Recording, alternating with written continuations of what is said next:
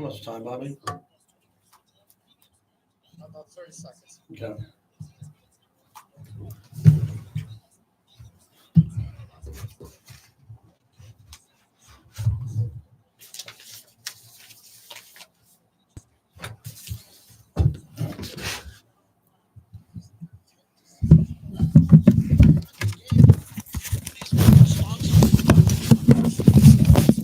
Yeah, I'll text you when I got Vinny.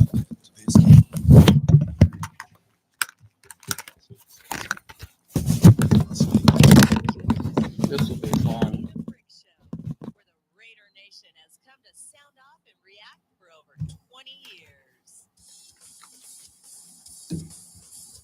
It's time for JT the Brick. The main reason why I have the back of the Raider Nation, the main reason why I do this for a living, because of the global disrespect this franchise gets from people who are wrong more than they're right on the radio. The lazy national narrative is the Raiders don't have a quarterback. I mean, really? Yeah, well, the Raiders are one of the worst teams in football. I said, worst teams? They won 8 games. JT the Brick. That's why I love you in the Raider Nation. You don't like anything. You're hardcore Raider Nation. You don't like anything until it's proven to you. There are Raider fans in Vegas. There are Raider fans globally. There are season ticket holders. Okay? There's a whole bunch of different Raider fans, but we're all one nation. One nation, the Raider Nation. And we're all on the same page. We want to win. That is another unbelievable article on anti-Raider propaganda. The roster's better than last year. And now, Big Boy Radio. here's JT the Brick.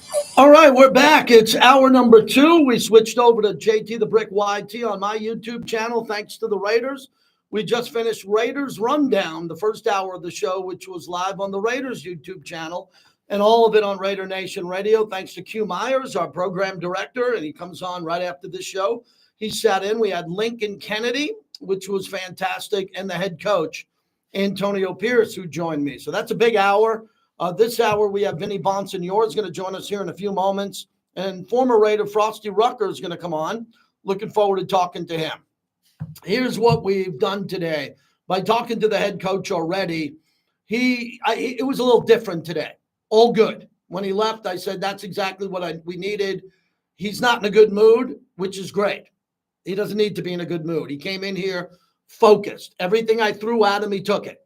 I opened up the interview by saying you made some strong comments. How did the players react? He talked about scrubbing, watching that film, cleaning it up, and doing it all. So we are on to Cleveland, as Belichick would say. We are now moving on to Cleveland after one of the worst losses that I think we've ever sustained in Vegas. The history of the Raiders goes from Oakland to LA to Oakland to Vegas. There's been more legendary wins, iconic wins, than iconic losses. There have been. Look, the losses, if you go back to the Immaculate Reception, the Immaculate Deception, if you go back to the Rob Lytle fumble, if you go back to losing big games, right? We've seen the Raiders lose big games. The Baltimore Ravens in the AFC Championship game. There's been great wins. I don't look at week 1 or week 3 normally as an important win or loss in the regular season. But I will say this last loss, I look at it historically. It was a home opener against a team where the Raiders should have had a layup. They should have had a layup and won that game easily, and they did not. And that's concerning to me because something went really, really wrong. Antonio Pierce made the comments about some made a business decision. Now that's behind the Raiders. Now, for those who are saying, what did he mean by that? What did he mean by that? And he said they're going to make business decisions. Well, we can find out a couple of ways. By the roster, who's going to play or not. Is he going to bench someone? We'll find out. Remember, this is a coach when they benched Marcus Peters, who was cornerback number 1 at the time. They didn't have a lot of depth. Marcus Peters was shown the door because he played in a couple of games where he didn't want to tackle. He didn't want to put his helmet in the pile. Is that what happened here? I don't know. He's not going to tell us. The speculation is real. Who are the players that look like they didn't give 100%? It shows up on film. They had a meeting, the coaches and the players, and they figured it out and they addressed it. Now we're at a point where whoever didn't play well, whoever didn't go balls out, whoever didn't have an unbelievable game better show up and have a big game. I don't know this to be true because I don't know Tom Telesco well, but I respect the hell out of him and like him a lot and respect him. I think that there's probably I don't know how many, so I don't want to be quoted on this, but I would assume that there's some jobs on the line Sunday. I would assume that if the Raiders don't win to get to 2-2, and if the Raiders don't play better and they don't win that game, that they're going to look around the personnel department, and make some changes. Now, the problem for the Raiders is that the Raiders are at a spot where they're injured. But Cleveland's injured more. Cleveland's got real injuries. Okay, they lost 3 of their offensive linemen in that game. One went on IR. So they are very banged up in this game, and so are the Raiders. So when I look at this, excuses die, the record stands. I swam in high school as a swimmer, and my coach had a shirt and said that because no one wanted to swim in the wintertime, 7,000 yards when it was 28 degrees outside, even though we're indoors, and no one wanted to work. And he'd say, I don't want to hear your excuse. You got a runny nose, get in the water. You're not feeling good, your homework got eaten by the dog, get in the water, and we're about to go hard. And excuses die, the record stands, is something that stayed with me my whole life. All the excuses, there weren't many for losing to Carolina. You don't hear excuses. They didn't play well. They got boat raced. They got beat up badly. No excuse. They didn't have anything. They're owning it. They've owned it. Now they got to move on, and they got to build the new record. And how they're going to be able to do that, we asked Vinnie Bonsignore, who joins us, our insider, part of the morning tailgate. And Vinnie, you've been there for every single press conference from the head coach since you took over here, and you ask usually the first question. What was his demeanor like? What was your takeaway of the press conference earlier?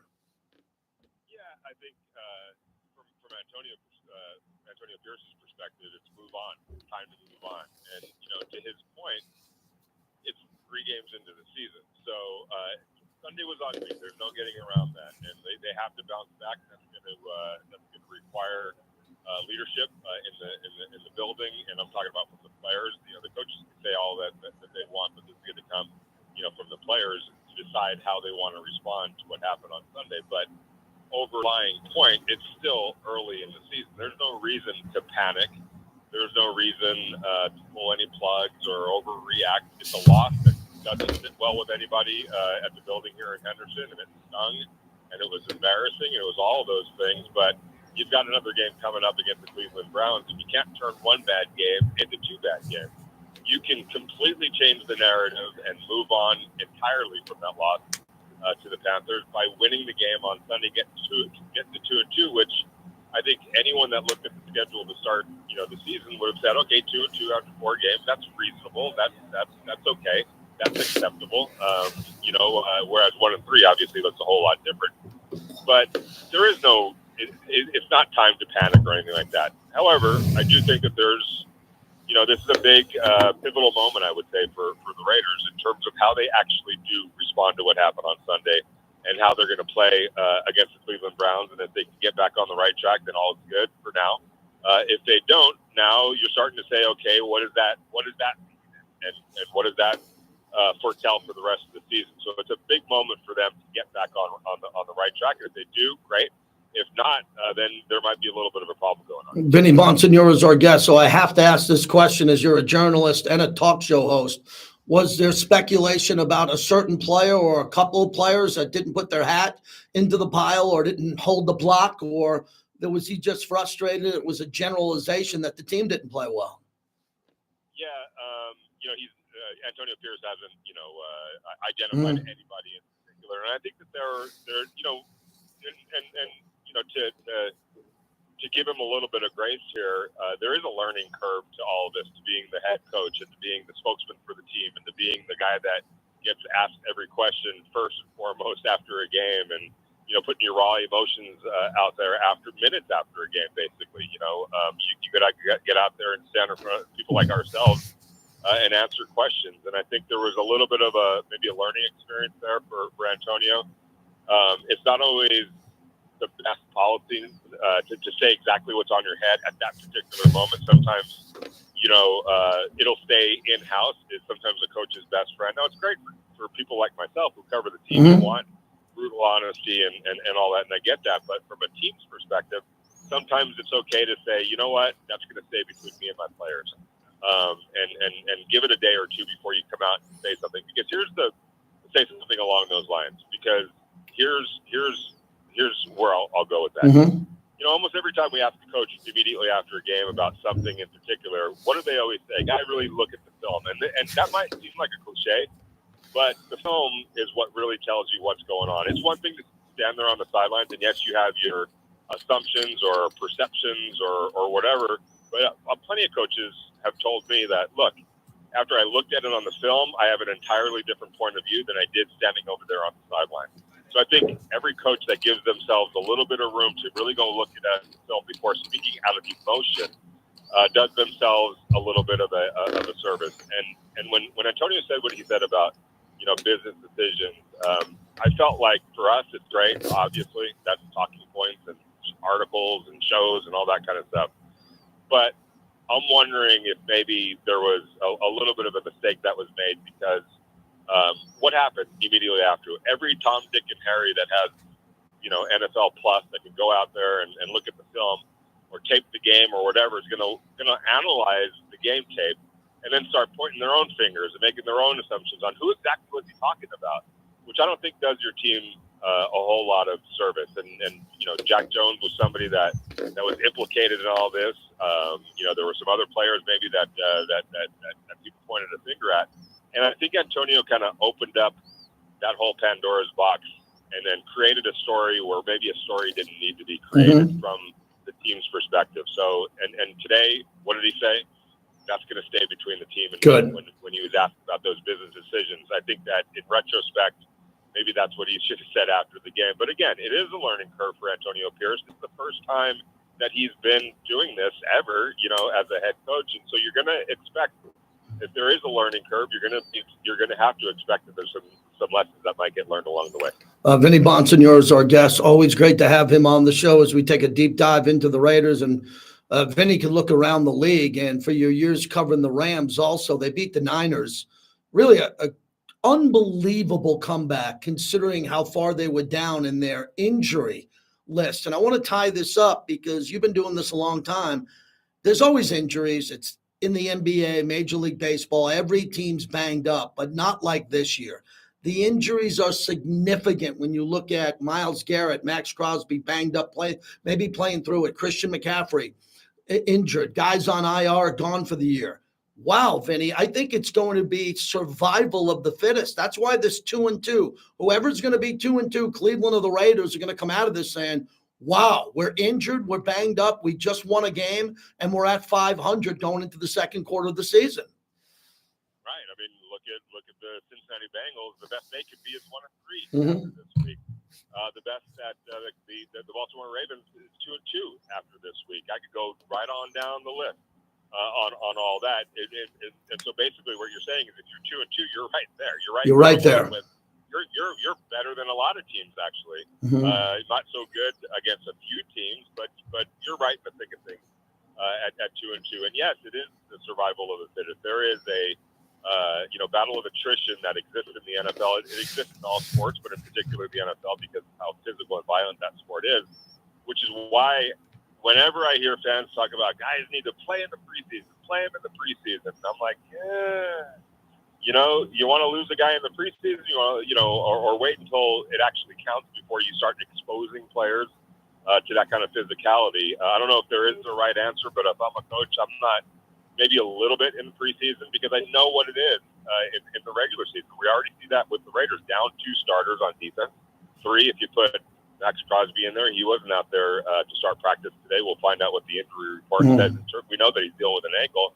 But it doesn't look like he was going to practice today. What does that mean for Sunday? I don't know. Obviously, he's a warrior, and you tip your cap to the ultimate warrior that Max Crosby is. But, maybe there's – I don't know what his status is going to be on Sunday. So there's another potential defensive starter down there. Bunford's not practicing today. There's your right tackle that might not be able to play on Sunday. Devon Diablo isn't practicing today, and it probably doesn't look like he's going to play on Sunday, if I had to guess right now. So now you're talking about 4 starters are down. So, yes, every team has to deal with injuries. The Raiders are going through it just like everybody else, and that's why depth is so important. That's why managing the salary cap, when you start thinking about some decisions that made, bring back Josh Jacobs, okay. At that number, do you really want to pay a running back that much money when you also have to fill a defensive line? Do you not want Christian Wilkins? What are you doing about the backup for him? So all these 53 pieces of this puzzle, 70 when you put it in the practice squad, that needs to fit together under the salary cap, knowing how physical this sport is, and you need something in reserve.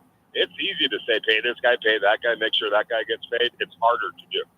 Vinnie Bonsignore. So, Vinnie, last one. I just don't know this team enough, how they're going to bounce back. I don't, because historically, any team, including the Raiders, if you have an awful game, I mean a terrible game, and that falls into this category, I'm confident you're going to play 10 times better. I just know you are, because it's just the way the league is. You have a bad game, you get called out by your coach, you got better practices, more focus.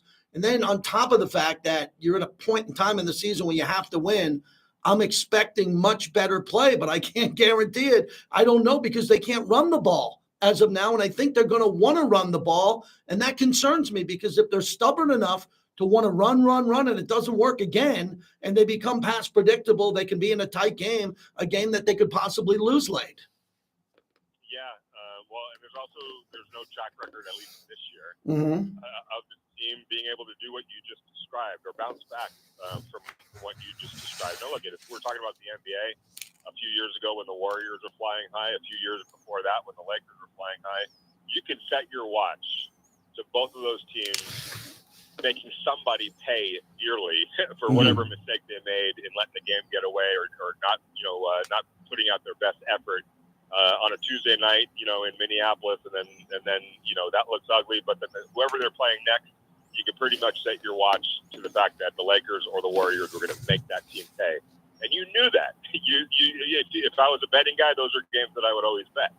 We don't know that about this Raiders team, and that's why on the morning show we were throwing out, all right, well, what do you expect on Sunday? I don't know, and anybody that says they do know is not, I would say, lying, but they're just, how can you know? We don't know, and it's on the Raiders to start building up a resume for themselves in these types of moments by responding, stringing together wins so that they do create that consistency, and that does create confidence within their fan base and themselves that they're going to be able to do certain things on a game-to-game basis. They have not done that. Whether you're talking about running the ball, whether you're talking about stopping the run consistently, the two foundational pieces that Antonio Pierce wanted this team to be about, neither has come to fruition. And when you can't control the line of scrimmage in terms of the run on offense or defense, you're going to be susceptible. So it's on the Raiders to get it fixed on both sides, because you look at that defense, and I know there's injuries, and I know there was some extenuating circumstances, especially game one against the Chargers when they kind of wilted after the offense just didn't really do their part. But you look at points given up, and the Raiders have given up, the 20. They ranked 27th in terms of points allowed this year. Nobody thought that was going to be the case. This was a defense that everyone was assuming would be a top 10 defense in that regard. They're far from that right now. So you can't put it on just the offense. You can't put it on just the defense. And when you talk about expectations for Sunday, I know the Raiders want it to be a certain way, but how anybody can expect it to be that way right now, I don't know how you can. Vinnie, let's thank your proud partners, and thank you for coming on. Yep, absolutely. Dos Catas Tequila.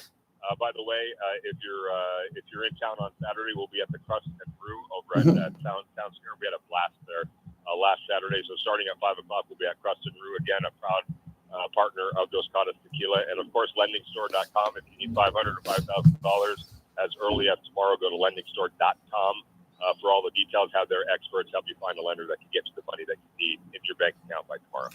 Thank you, Vinnie. Have a great week. You too. Thank you. All right. That's Vinnie Bonsignore. Thrilled to have him here as we open up this second hour of the show live from Raiders headquarters. And we greatly appreciate that. So thanks for jumping in, man. We got a big weekend coming up here. We got a huge weekend in Vegas as the Browns are in town. And we want everybody to have a good time. Everybody come out. There's so many opportunities to have fun. I want everybody to go to Virgin Hotels. I spoke to Cliff Atkinson, the president of Virgin Hotels. They got events at 24 Oxford coming up here. Busy Bone coming into town. All the concerts they have. Wu-Tang Clan. And then you go to Casa Calavera, you go to One Steakhouse with the great JOD, you go to the pool, great place to stay, unbelievable room rates.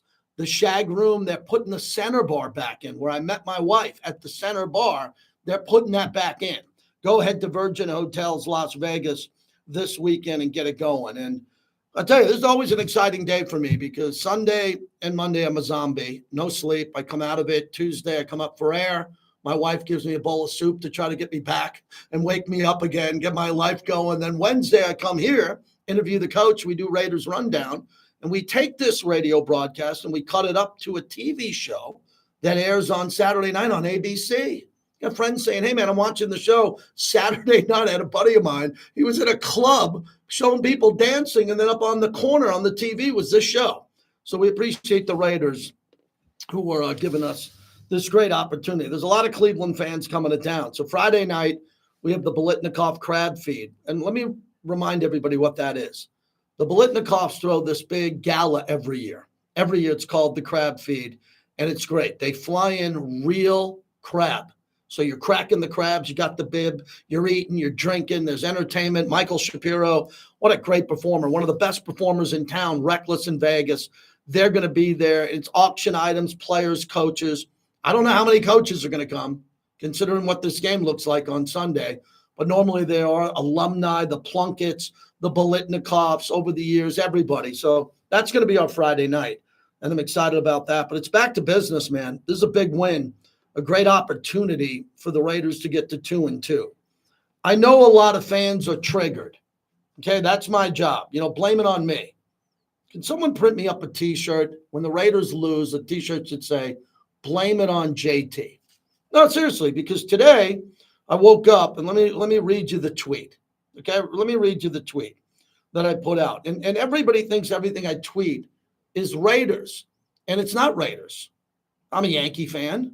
I grew up, I'm a Knick fan. But everybody, when they read something from me, they think it's Raiders, which is not the case. So here's the tweet. You ready for this one? Okay. Nothing worse in sports than fans who quit on their team. Not the fans who are very upset in one event. Not the fans who pay big money and are disappointed and want better results. Not the fans who show up early and put everything into the game as the team struggles. I'm talking about the toxic idiots who just quit, but still tell everyone that they're a diehard fan. Fortunately, those quitters are in the minority of great fan bases. So that's the tweet. Did I mention the Raiders at all in that tweet? Did I mention Raider fans in the tweet? No. And man, they are coming after me like dragons in Game of Thrones. JT more comfortable with calling out fans than the owner. Shocking. JT this, JT that. How dare you tell me, JT, how to be a fan? I'll tell anybody whatever I want. I do it to people's faces. I'm live. I'm in public. I'm a personality who's in public and back up everything I say. So this wasn't directed at Raider fans at all. But man, Raider fans are on edge today. Blame it on JT. Wasn't that Milli Vanilli's song, Blame It on the Rain? Blame it on JT the Brick. You blame me when the team loses. Not all of you, it's just the social media people. The regular fans get back on the plane. They come back, they come back, they come back. They tailgate. They go to Eye Candy with the Black Hole. They go to a great dinner. They tailgate. They have a great time. I am in the misery business. That's the business I chose. Most sports, unless you're a Swiftie, is miserable because you're always losing or trying to figure out how to win. All the Raiders have to do is win this game to get to 2-2. Will 2-2 be great? No. I talked to a great fan today, my great friend, Thomas Littlejohn, and he said he'd be more frustrated with 2-2 because it's supposed to be 3-1. I said, man, you're right. And if we win this game, we, the season ticket holders, if we win this game, we're 2-2. Shouldn't that be happiness? No, some Raider fans are going to say we should be 3-1. But if you lose this game, it's hard to come back. It is. I'll be back. I'll talk to Rich Gannon Mondays, Lincoln Kennedy Wednesdays. We'll do everything we do. We'll give you the best that we have. We give you everything we have. But some fans at this point in time, some fans from right now are just just out of their minds, out of their minds. And I understand why, because I'm a season ticket holder and I get it. And I understand your pain. And I understand how you want to take it out on Luke Getsy. I understand how you want to take it out on Zamir White. I understand how you want to take it out on JT the Brick, third person.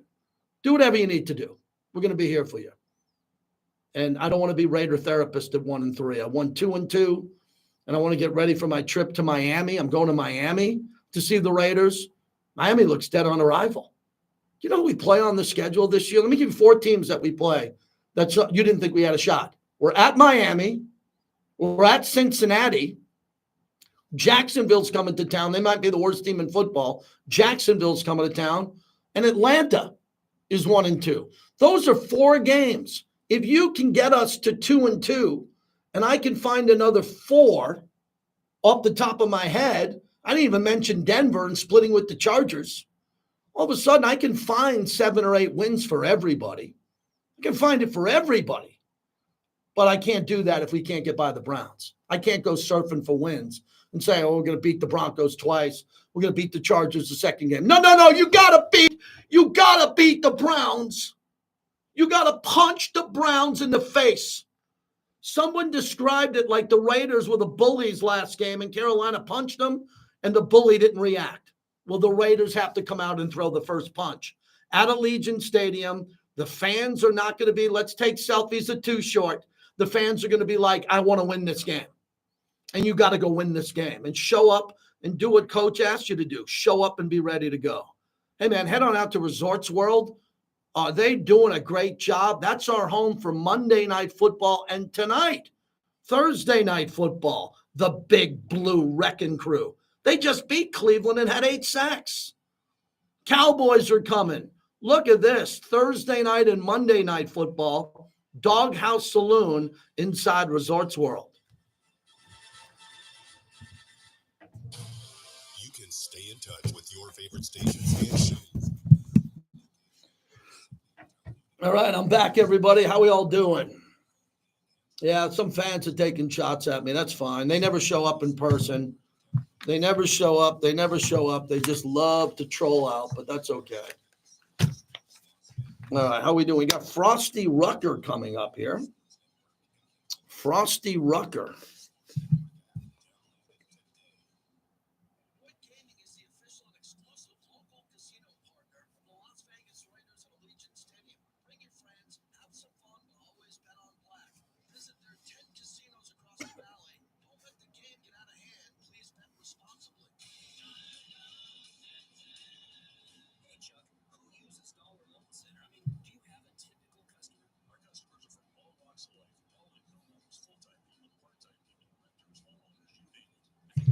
How's everyone doing? We got a nice group in here, man. Smash the like button. Appreciate it if you'd smash the like button. Did we get to 5,000 subs yet? I think we're close. Check on that. See where we are on the YouTube channel. Let's see where we're at there. Yeah, I think we're close.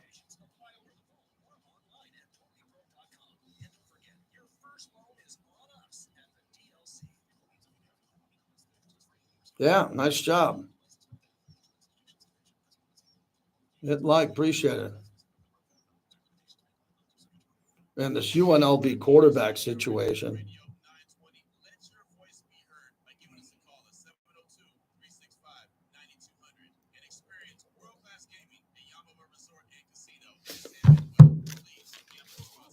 Hey, Bobby, you got Frosty Rucker's number, or is he calling us? Yeah, call him a little bit early because we got Levi at 45, so.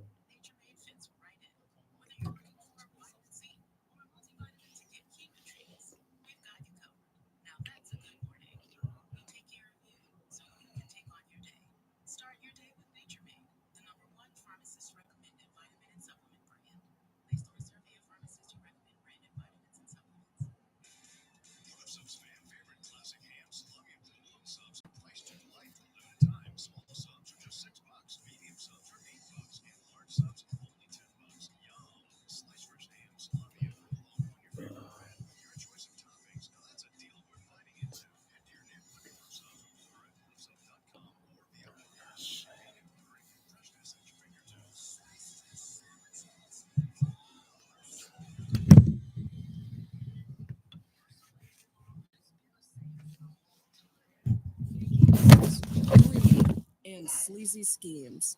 Big and loud doesn't always mean right. And the conventional mold doesn't define success. Goodbye, false quick buck promises. We've had enough. Welcome to Sam and Ash, the new standard for personal injury law, where things are done the right way, with integrity, experience, and authenticity. We're champions for the underdog. Life happens, and when you need help, you deserve a team without hidden agendas. A team Okay, you said he's that delivers ready? real support and results. When you have both, your whole world can change. So if you've been hurt in a crash, call Sam and Ash, 702-303-0333. Sam and Ash, because you deserve what's right. Modelo is an official cerveza of the Las Vegas Raiders and the JT the Brick Show. Modelo Especial is a rich, full-flavored Pilsner-style lager, delivering a crisp, refreshing taste, brewed with fighting spirit since 1925. Boyd Gaming is the official and exclusive local casino partner. of We'll the send Las this Vegas Raiders rejoin and to the Allegiant M Stadium. Resort Bring to your Andrew, friends, have not some to Andrew fun, Paul, to always bet on Ray, black. Radio Ray. Visit their 10 casinos across the valley. Don't let the game get out of hand. Please bet responsibly. Welcome back to the JT the Brick Show, brought to you by Raising Cane's Chicken Fingers. One love. You want more of that, right? You want more guys speaking like that. We always talk about mental toughness. You always hear coaches talking about adversity and opportunity and character and all those key words. That's me talking. It's different when it comes from a player. When it's, when it resonates in the locker room, when it resonates in the meeting room, when it resonates in the practice. So, obviously for him to step up, that's huge. And it's not even about being a newcomer. He's a pro. He's a pro's pro. And the more of those guys you can have that can handle grown man decisions and grown man ass whoopings, the better you'll be as a team. It's Antonio Pierce. He sat down with me a little while ago, met with the media, and we are back. We're brought to you by M Resort Spa and Casino. It's time for Once a Raider, Always a Raider. A legend out of USC, played for the Raiders on the defensive line in 2018, played for the Bengals, Browns, and Cardinals. Pleasure to welcome back Frosty Rucker to the show. Frosty, we could have used you at the home opener. The Raiders took a bad loss at home. What happened? How'd you see the game? What happened to the Raiders? Thanks for having me back. What's up, Raider Nation? Wow. You want to dive right into it? I want to dive into it because we need a tough guy like you to get us out of this. We need a guy like you on the defensive line to say, that's not happening again. We got to beat the Browns. Yeah, big game. To talk about the last game and my availability, there is none. If there is anything, it would be a goal line, probably like one series. So I'll leave it at that. Big week of a rebound week. I think they have enough leaders in that locker room that, despite what, we hear from coach about, people taking plays off and making business decisions, that was the roster that he rocked with, and we got enough leaders in there, especially on the defensive side of the ball and on the line to make sudden changes and, fair game. Yeah, what got me with that game, Frosty, was the fact that they had everything on the line. It was a home opener, and you played in home openers, and you played in road teams. When you're on the road, and it's their home opener. It's just a different energy. Max wasn't at 100%, and I know how much respect you have for Max Crosby. We got pretty good players on that defensive line overall, but the point of attack, I got to give Carolina credit. I mean, they came to win the game. They were much more physical than the Silver and Black. Yeah, and if Max wasn't 100%, it sucks that he has to be 110% for, us to prevail and not let the other team score. Carolina came in, Andy Dalton was fired up, and that's what you got out of it. That team has been getting the shit kicked out of them on the radio. Sorry if I get Yeah, you can't use that, but we'll drop that. Okay. Yeah, they could have been fired up. It's because it was the home opener. It wasn't the first game, So everyone is fighting for their lives in the league, and the Raiders do have to do a better job. I think in a wholehearted effort, we have our moments, but it's the same old. And some of those guys got to finish the plays. The ball has to roll our way sometimes. Absolutely. Frosty Rucker's kind enough to join us. former Raider, once a Raider, always a Raider. Let me ask you about practice coming off a bad loss, because it's their day back today on Wednesday. They're off on Tuesday, and they got a lot of guys banged up.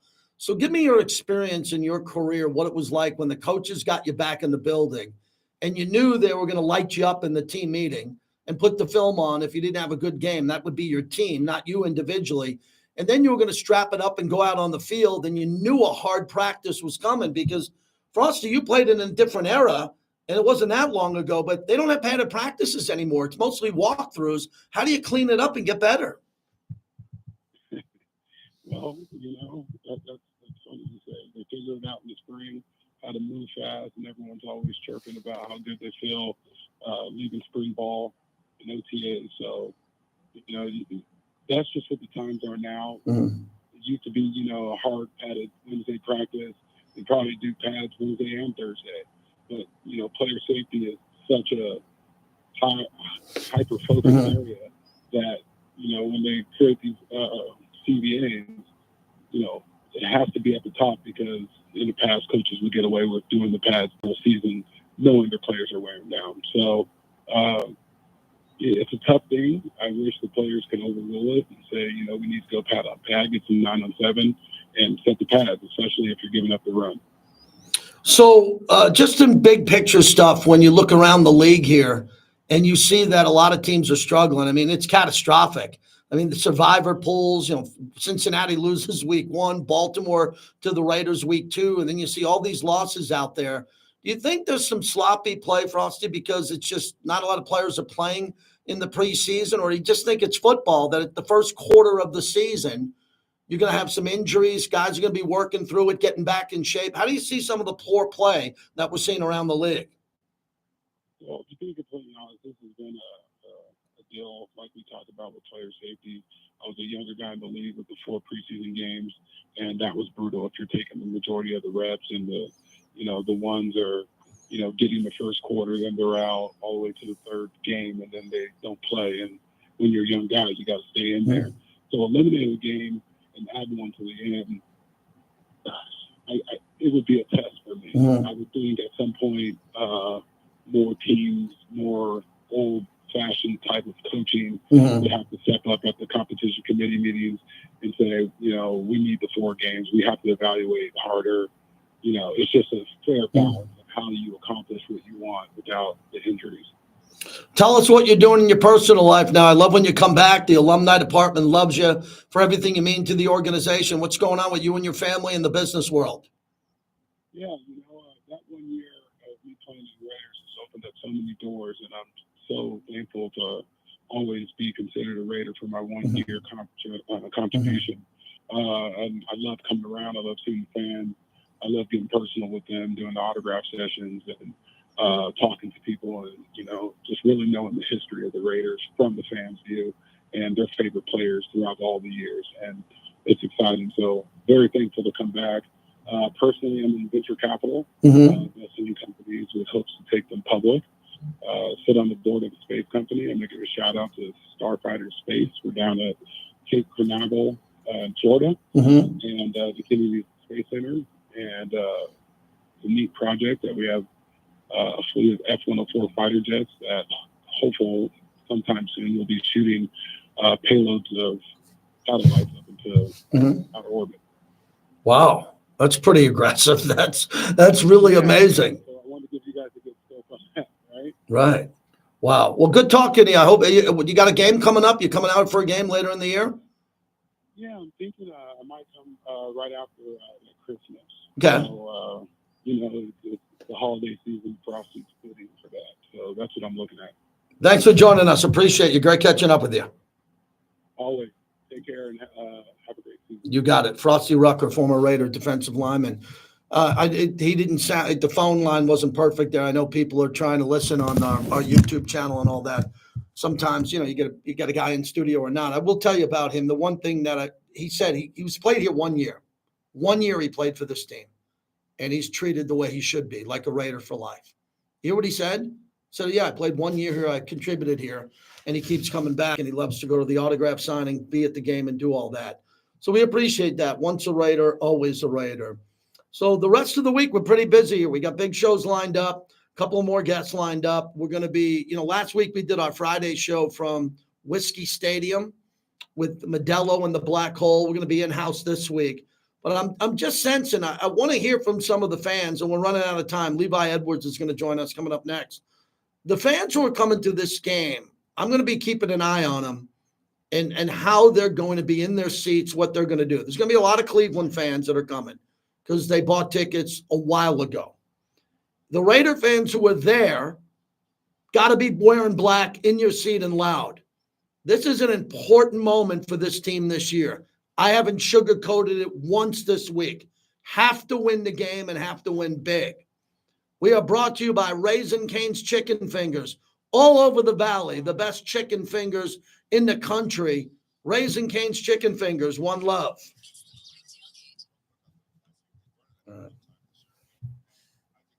All right, last segment.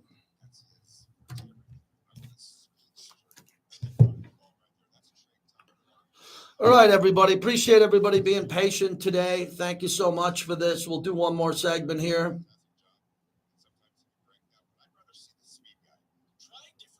What insurance do I expect? I guess there's donations. If I'm giving you Raider therapy, I think there's a way you can contribute to the show.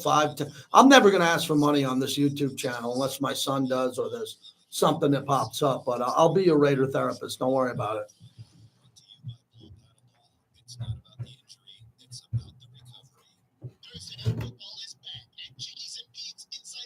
Chickies and Pete's. Chickies and Pete's.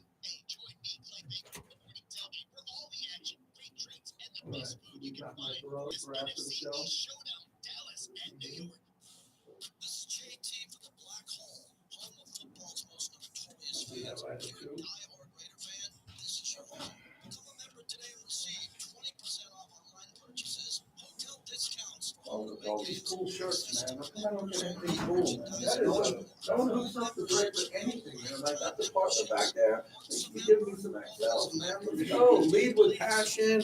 All this stuff. Over at my production store shirt. You know, How do I not get that? I started this. No one gives me the XL. No one gives me the XL. Come on. who I just went through this ramp with? Mike Taylor. Oh, yeah. Mike Taylor saw the shirt. He took a picture of it and sent it to Marcus. Oh, that's good. Yeah.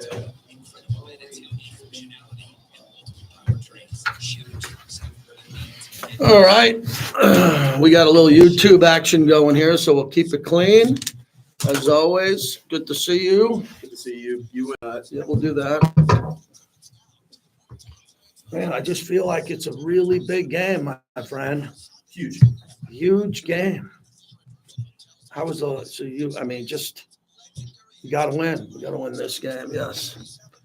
I feel good about it. You know why I feel good about it? And Levi Edwards is here, everybody. Great insider, digital team. Here's why I feel good. Because whenever a team plays poorly as professionals, they are demanded to play better in the next game. I mean, it's just the culture of sports. You get shut out 10-0 in baseball. Your manager rips into you. You get some extra batting practice, and you come out there and you're ready to go. Got to be ready to go here. Got to be ready to go, for sure. Got to be ready to go.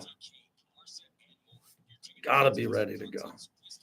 On paper, you can't even say games. You can't say games are. On paper, I think this is a very winnable game, but you can't say that after what happened last week. So it's just like. Yeah. Well, I can't believe how injured Cleveland is. Yeah, no, I think they got 2 backup tackles now. Tackles. Yeah, their line is depleted. Offensive line, that is. Right. But, that doesn't really say much when you have Max with a high ankle sprain and Christian's going through stuff. Tyree still needs more reps. So, Yeah, the Max high ankle sprain. And again, we'll find out who's healthy when they're healthy. We'll wait for the injury report to come out and see how it goes. But, yeah, I just hope that Gardner Minshew treats this game like it's his last game. Like if he doesn't play well, he's not coming back. Yep, he's ready to go. Hit the mix. Okay.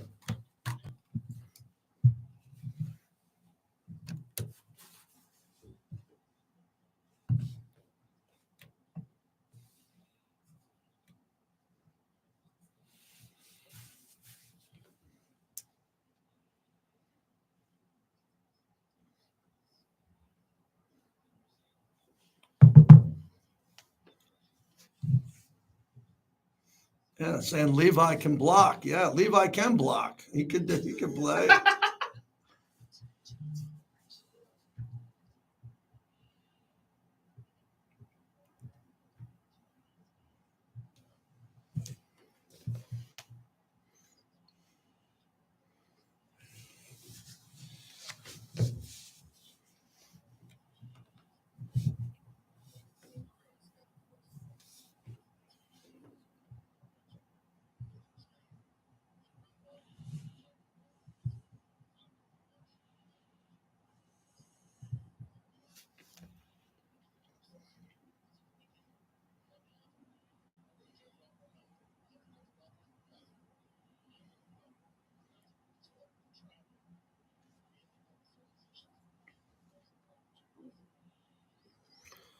Wow, I didn't hear that. I was up here hosting the show. JT, back with you as we wrap it up. If you're on our YouTube stream, Levi Edwards, you can see him. He is a big guy, strong guy, athlete. He's a digital contributor, and we welcome him in.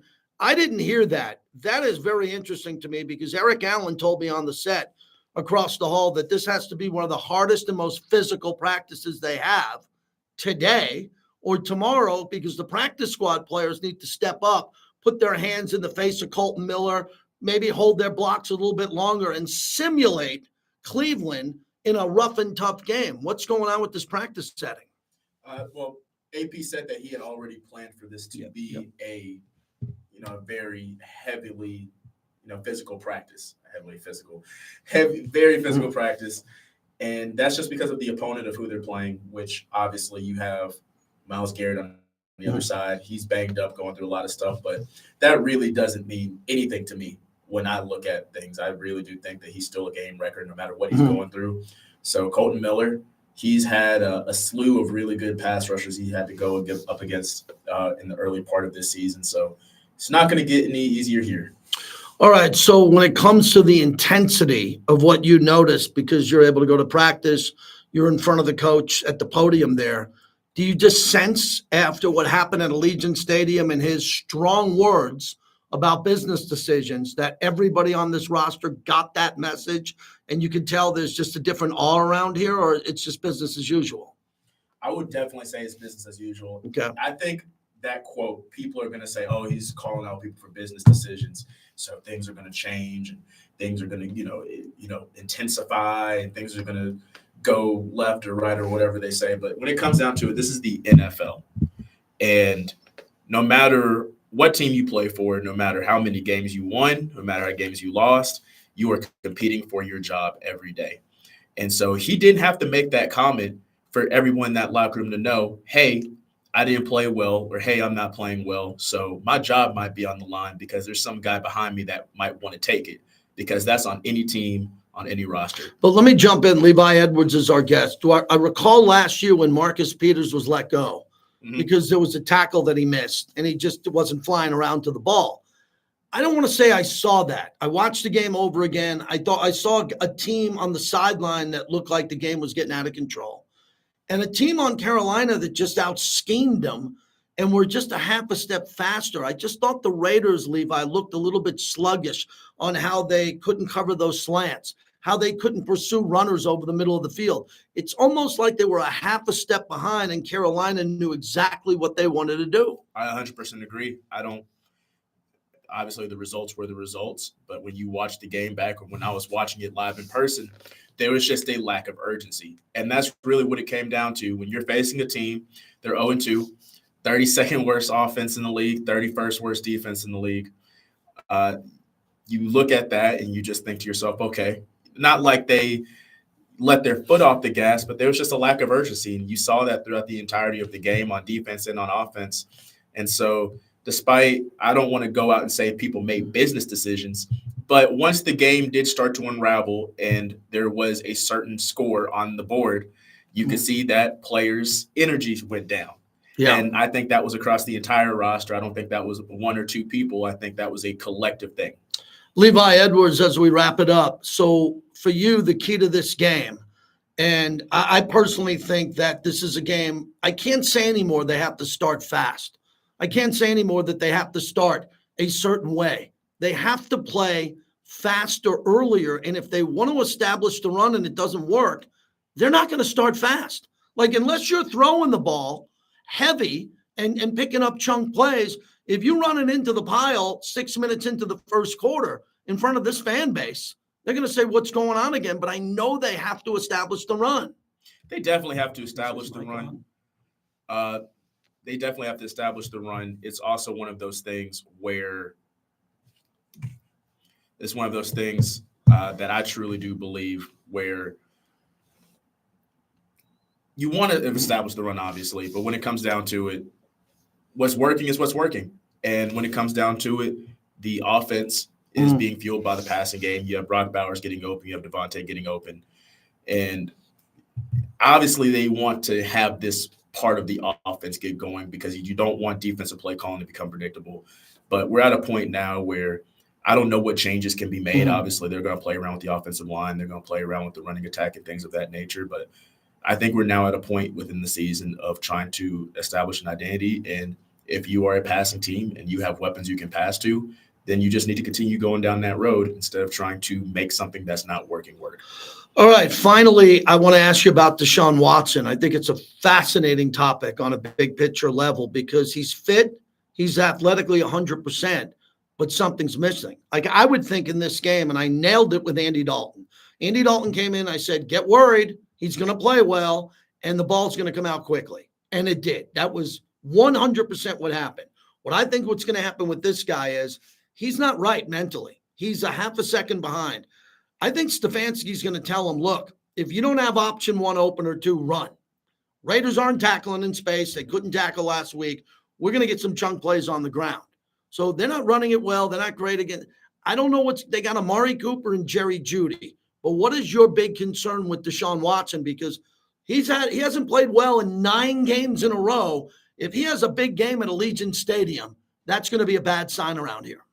Most definitely, and I'm not going to speculate about his mental capacity, or I'm not going to speculate about what's going on with him as to why he's not looking like the guy we saw